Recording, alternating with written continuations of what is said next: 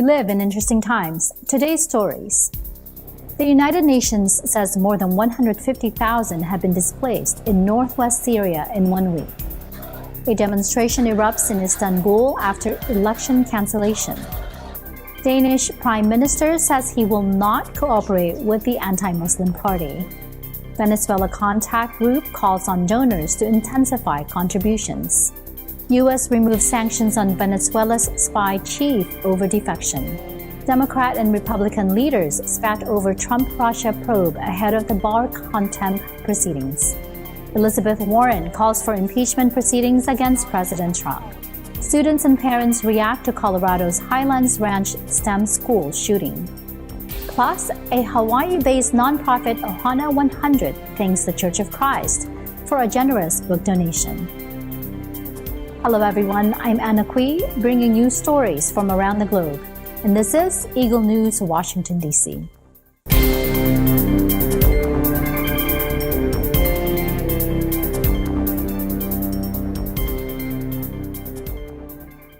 According to the UN, violence in the northwestern Syrian region of Idlib has displaced more than 150,000 people in the past week as the regime and Russia upped deadly bombardment of the jihadist bastion.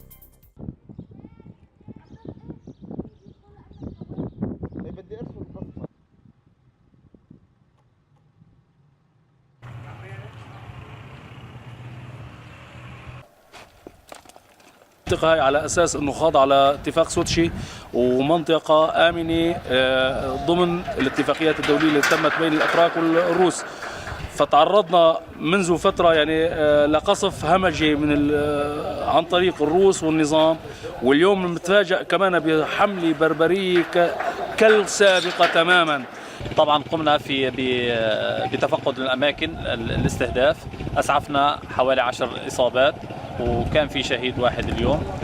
حاولنا بقدر الإمكان إزالة الركام اللي بنقدر عليه وإخلاء الأماكن. طبعا هو دائما الاستهداف عم بيكون للفرق الإسعاف وطواقم الدفاع المدني عند الوصول إلى مكان القصف. People marched in the Besiktas district of Istanbul to denounce the cancellation of the election of opposition mayor Ekrem İmamoğlu. President Recep Tayyip Erdogan, a former Istanbul mayor with Islamist roots who has led Turkey since 2003, saw his bloc suffer its first defeat in 25 years in the country's largest city during the March 31 vote. The United States said Tuesday that a healthy democracy with transparent elections is in Turkey's own interest after authorities annulled the Istanbul mayoral election following the defeat of the ruling party. The State Department, without directly criticizing the election body's decision, said that free elections were a fundamental pillar in any democracy. A State Department spokeswoman said, quote, "We expect a free, fair, and transparent electoral process to be fully respected by all involved so that the will of the voters is acknowledged in the results." She said a healthy Turkish democracy is in the interest of Turkey and its partners, including the United States, and helps ensure a stable, prosperous, and reliable ally. President Recep Tayyip Erdogan, a former Istanbul mayor with Islamist roots who has led Turkey since 2003, saw his bloc suffer its first defeat in 25 years in the country's largest city during the March 31 vote. A recount confirmed the opposition candidate's narrow win. Erdogan's Justice and Development Party refused to accept the result, and on Monday, the electoral authorities annulled the result with a new vote scheduled on June 23rd. Turkey is a NATO ally of the United States, but Erdogan has had an uneven relationship with Washington, where officials have been uncomfortable with his threats to strike U.S.-allied Kurds in Syria, his often fiery denunciations of Israel, and his mass crackdown on journalists and perceived critics since a failed 2016 coup bid. Despite opinion polls suggesting the left-wing opposition bloc will kick his center-right coalition out of office, Danish Prime Minister Lars Løkke Rasmussen believes in victory in the general elections on June 5th and rules out cooperating with the anti-Muslim party hardline. Hvor der i øvrigt er et mindre antal partier, der stiller op, og så et folketingsvalg på demokratiets allerflotteste festdag, nemlig Grundlovsdagen. Og så en lang valgkamp. som jo også giver mulighed for, at vi kan diskutere de her ting i EU. Og jeg håber virkelig, at Europaparlamentsvalget farver folketingsvalgkampen og vice versa. Fordi man har meget enkle løsninger på komplekse spørgsmål. Og det er jo lige for dem, der siger, at hvis der er et problem med islam, så smid alle muslimer ud og forbyde islam. Altså, ja, ikke? Eller til folk. Jeg kommer ikke til at kunne bygge en regering på en politisk dialog eller politisk indrømmelse til det parti, det kommer ikke til at ske. Rasmussen, whose minority government relied on the informal support in parliament of the far-right Danish People's Party, has passed a string of laws tightening asylum and immigration rules. Rasmussen said in parliament, quote, "I want to use all of my strength, my capabilities, and my experience to continue to lead Denmark. And I ask Danes to re-elect me in the legislative elections to be held on June 5. His 4-year term ends on June 17, and he was required to hold legislative elections before then. The latest opinion poll suggests the opposition left-wing bloc, headed by the Social Democrats, will win 54% of votes, compared to 46% for Rasmussen and his right-wing bloc. The right wing has struggled in recent polls amid voter apathy and an erosion in support for the far right. The Danish People's Party's long-standing anti-immigration line has now been broadly adopted by most political parties, including the Social Democrats. Observers suggest that if the Social Democrats were to emerge as the biggest party, they would likely form a minority government that would cooperate with the right-wing bloc on immigration issues and with the left on other policies.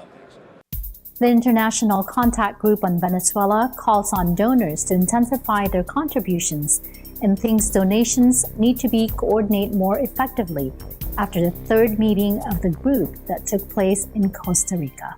El grupo hace un llamado a los donantes para que intensifiquen sus contribuciones. La comunidad de donantes debe coordinarse más eficazmente y el Grupo Internacional de Contacto da la bienvenida a la propuesta de la Unión Europea de auspiciar una primera reunión con ese fin. Si bien la solución a la crisis de Venezuela debe venir de los propios venezolanos, la comunidad internacional tiene el deber y la responsabilidad de contribuir a crear las condiciones para que en Venezuela prevalezcan la paz y la democracia, el Estado de Derecho y los derechos humanos. Is the fact that we have discussed with the ministers what we have referred in the document as concrete options for a peaceful and democratic solution to the crisis. It's a set of ideas that we are not going to make public, but that we are ready to present and to discuss to different interlocutors in Caracas. Up next, U.S. removes sanctions on Venezuela's spy chief over defection. Democrat and Republican leaders spat over Trump-Russia probe ahead of the Barr contempt proceedings. Elizabeth Warren calls for impeachment proceedings against President Trump. Students and parents react to Colorado's Highlands Ranch STEM school shooting. Eagle News, Washington, D.C. will return in a moment.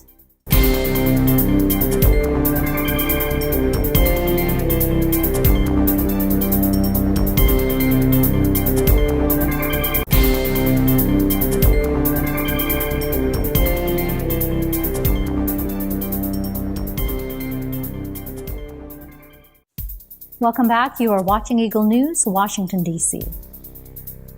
Vice President Mike Pence says the U.S. will consider sanctions relief for all those who step forward, stand up for the Constitution in Venezuela, as he announces the removal of sanctions on Venezuela's sacked intelligence chief after he backed an uprising in support of opposition leader Juan Guaido.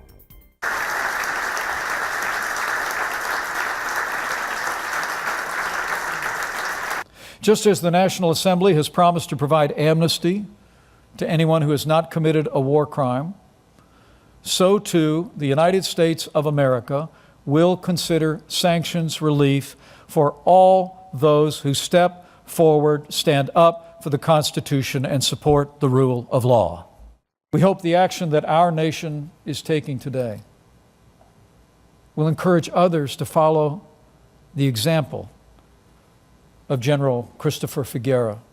If the Supreme Court of Venezuela does not return to its constitutional mandate to uphold the rule of law, the United States of America will hold all 25 of its magistrates accountable for their actions.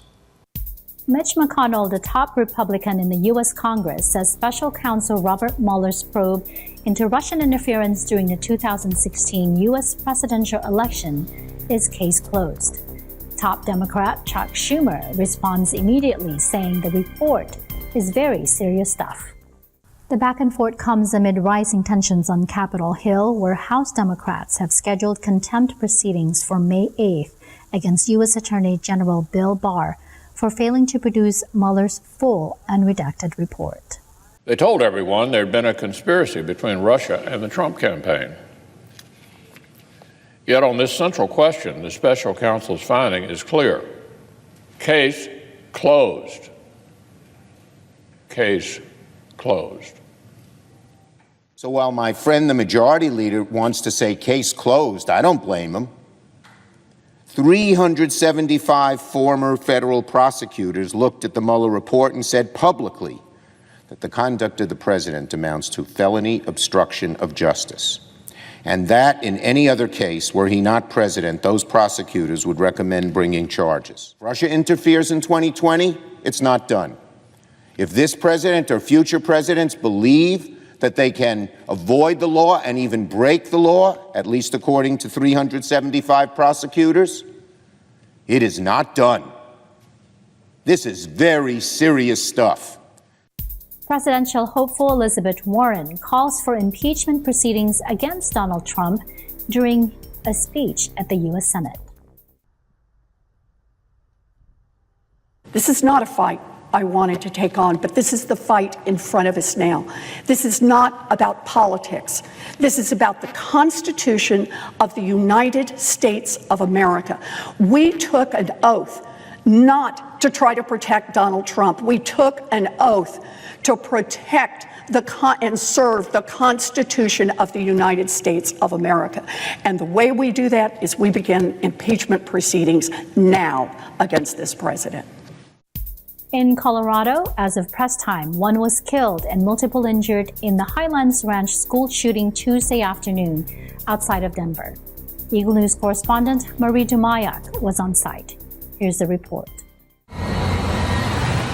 Shortly before 2 p.m. local time, another shooting had happened in our schools here in the United States. This time, it was in Highlands Ranch, Colorado, a suburb of Denver, Colorado, 8 miles away from Columbine High School, where the Columbine High School shooting had happened in 1999. As students at Colorado STEM School in Highlands Ranch at Douglas County were getting ready to leave for the day, 2 students opened fire in 2 different classrooms. This charter school serves kindergarten to 12th grade. Parents, grandparents, relatives of the students were anxious to know if their loved ones were safe. They were told to pick up the students at the nearby Highlands Ranch Recreation Center. Happening. They didn't tell us anything. Nobody knows anything. It was a mess. It was chaotic. They waited nervously for 3 hours before they were able to be reunited with their students. All there, waiting for all these hours, and they didn't tell us who got shot. There's 8 kids got shot. That's all you knew? That's all we knew. As their loved ones waited, the students were placed on lockdown, not knowing if the shooting was even real. Everybody had a lockdown, so we waited in our classroom for a couple of hours until they announced that it was real. We heard the gunshots. During the lockdown, teachers told the students to relax and that the security had everything under control. Their loved ones were more scared for them. My head is so light, I don't know if I can drive. Yeah. I grabbed different keys to my car. Yeah. It's the longest moment in my life. It's the scariest one. All I could think of is I just keep praying, please God, let the kids be safe, I just, it's hard, so I didn't see them, I couldn't see them. But this incident truly was too much for some kids to handle. But mainly most of my classmates were kind of scared and lots of them were crying. All other schools in Douglas County were also placed in lockdown. Even nearby buildings were placed in lockdown. They said nobody was allowed to leave or enter the building, and at that point we started hearing sirens, so we all ran to the west side of the building where we could see the school, and there were cops all over the place.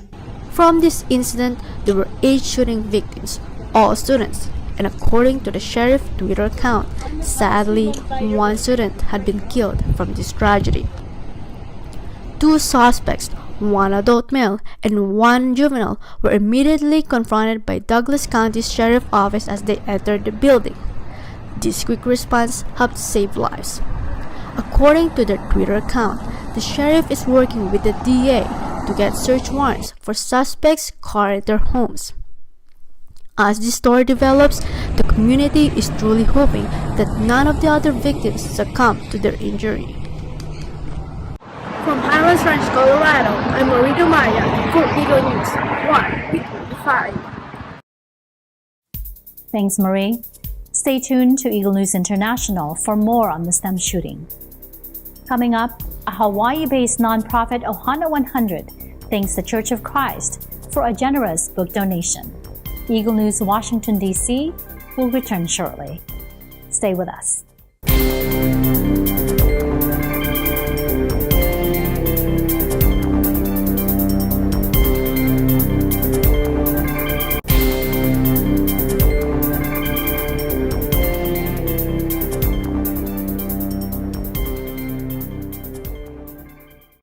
This is Eagle News, Washington, D.C. I'm Anna Cui. Trying to fill the gap caused by the ongoing shortage of teachers in the Aloha State, volunteers from various nonprofit organizations throughout Hawaii have been helping in public schools. Some of these volunteers recently took part in a book drive in Honolulu, sponsored by the Church of Christ. Mio Asanas reports. Since its establishment in 2013, Ohana 100 has been promoting literacy in several ways. These include providing free and new and gently used books to kids and organizations, as well as supporting literacy initiatives in communities throughout Hawaii and beyond. At that early age of 2, 3, 4, if you start them at reading, it'll just change their lives. They'll start opening books and realizing, there's more to life than my iPad, my iPod, television. For the first half of the year, we read, we introduce them. You can see them opening books, looking and trying to read words, trying really hard, this extra attention, this extra help that the teachers cannot reach because they have so many children in the classroom. And yes, it makes a big difference. And they get excited and they look forward to the next reading. In its fights against literacy, Ohana 100 has been forging relationships with organizations such as universities, private corporations, and other nonprofits. One of those partners is the Iglesia ni Cristo, Church of Christ, which recently hosted a book drive in conjunction with its Ion Cinema Film Fair in Honolulu. There, church members, their guests, and even the general public donated new or slightly used books, and later on enjoyed several short films produced by church members in Hawaii. Yes, we do a lot of outreach events like these where brethren gets to donate and they get to increase their, their faith and their brotherhood. And this is kind of like really helping us getting together and enjoying ourselves and doing something good at the same time. And these books will definitely reach out to not just here in the U.S., but I think it goes I think it's an international thing, yeah. And what did those who attended think about the outreach event? Like when I first heard about it, I was really excited to hear that we were doing both at the same time. We're here to give in the fight against illiteracy, right? I think it's important to let the community see what we're about. Giving back to them.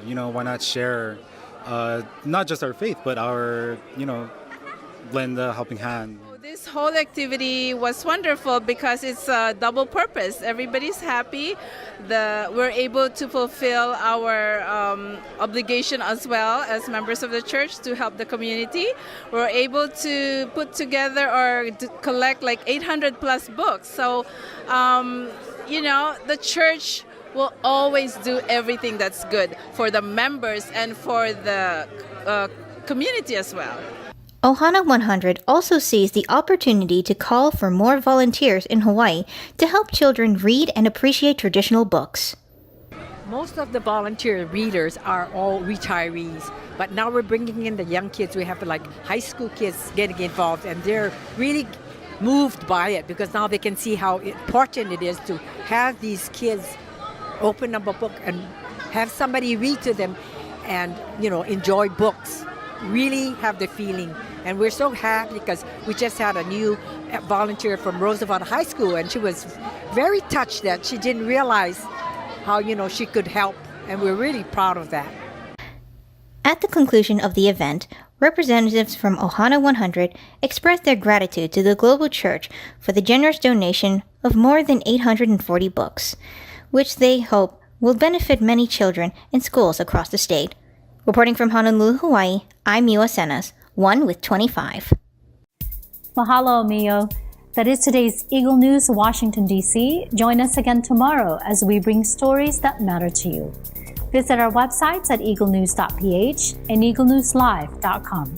Like us on Facebook, follow us on Twitter at Twitter.com/EagleNewsPH. Thank you for watching. I'm Anna Kui, and I'm 1 with 25.